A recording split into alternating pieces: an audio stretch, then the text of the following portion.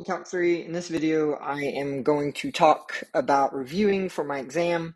I don't give a review. I have reasoning right here if you would like to read through it. The best I could say, I guess, to sum those up would be I actually want you to learn the material and not just memorize how to do a problem. That's what it really comes down to. This is common practice as you go up in STEM. Reviews aren't given because you need to determine what's going to be important. So that's what I want to talk about here. I'll let you read that on your own. I'm not going to read it to you. I'll send out this document in my email and have it in my post as well so you can have it. So this is what I do to study. I've done a lot of tests in STEM and mathematics, and it's very hard to prep for. Now, eventually, my problems turned into proofs, and then I didn't do anything like this anymore, but those were different. Okay, so this is how I do it. It's not a magic trick or anything like that. What I would do is you go through 13.1, and you can either use the book, which is what I have on the screen. You could pull that up. You guys have access to it in my lab. You can get to it there, or any other way you can get your hands on that book. And what you're going to do is go through the topics covered. Now, you could go through the book, like I was saying, and go through each page, right, and try to figure that out. You could go through my notes, or you could pull up the homework key or your own homework.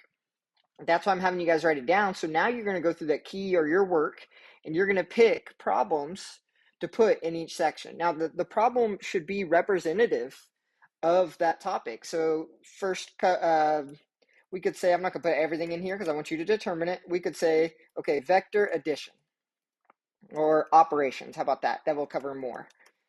Vector operations, and then you would go look for that in your homework and find a couple problems and see what they look like. You're looking for representative problems for that section.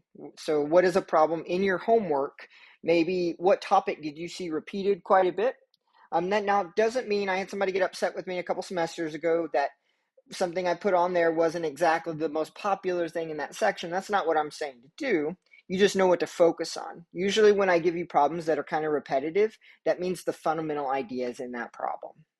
So go through and look at that. Make sure you can do different problems. What I usually leave for my note card, this says no notes with a 3x5 card.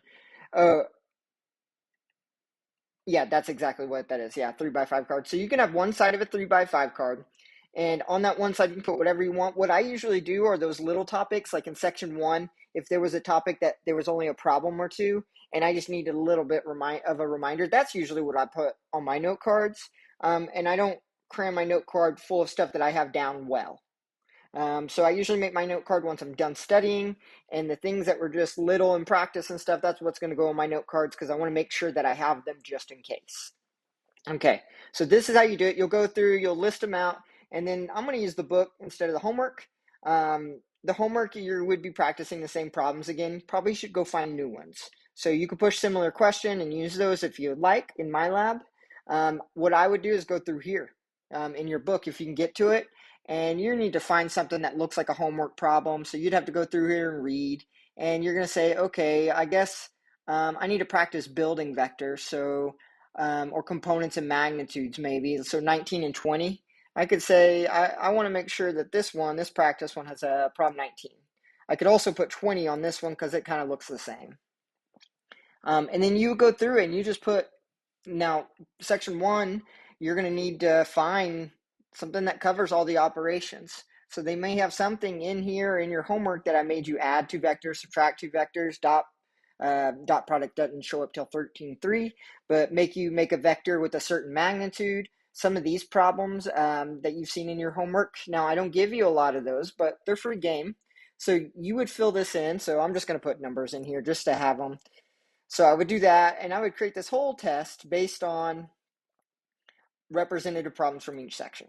So what I would do is then I would have doesn't mean I'm going to do a problem from each section, but it's typically where I go. So you can see there are 10 sections. So find yourself a representative problem from each one. Make yourself a 10-question test. Now, what you should do is write these problems in pen before you start. We're trying to replicate an actual test. That way you don't blank because of anxiety, stuff like that. So before you start, write them down in pen. Don't put them in pencil. Make it look official, or if you want to type them up, that'd be great. Sorry, that's my Google something going off. The most important part, and I think we overlooked this as students, I know I did quite a bit until I got to graduate school, is take the exam like an actual exam. Give yourself 2 hours, that's how much you'll have. Put your phone up like where you don't hear it at all because you won't be able to hear it in the testing center. And then you can use the front side of your 3x5 card. Don't pull up any other notes. That's what I mean by that. Don't pull any notes up, but just with the 3x5 card, what you're doing here is you have to build endurance. How often do you sit down and only touch Calculus 3? You don't look at a TV. I know when I do homework or grade or something, I'm watching TV in the background, stuff like that. You can't do that during your exam. So don't have that there. Go find a place, go to the library, go somewhere that you can be alone for 2 hours in silence. And then you have to build endurance. One, to replicate the 2 hour quiet room thing. And then also like your brain. I mean, we usually take, I don't ever do 2 hours of math straight, I guess when I teach, but most of us don't do that straight, but you got to do that on an exam. So practice it. So once you're done, this is the important part too. This part that people will skip over, but this is how you get better instead of just seeing how you're going to score. Grade your exam using homework. So maybe using odd numbers, and the back of the book, you'll go all the way back there. It has the answers, or you can look on Chegg or whatever you may have. Study the missed topics, and then take the next practice test. So you'd make another practice exam and take it again. I would recommend, I usually went 2 or 3 times doing this method because by the end of the third time, I felt super confident going into my exam. I knew what all the possible topics that could be on there. I'm not going to surprise you with any kind of off problem that feels completely different than anything in your homework. I don't do that. You may feel like that in the moment. I've had people write me a little note like this wasn't on there, pretty upset. And I gave them the exact number problem that came out of the homework. Now, I don't only take homework problems, but sometimes I do. And unfortunately, this person wrote me a note pretty upset about the problem that they did in homework. So study the homework, right? Study, make your own problems.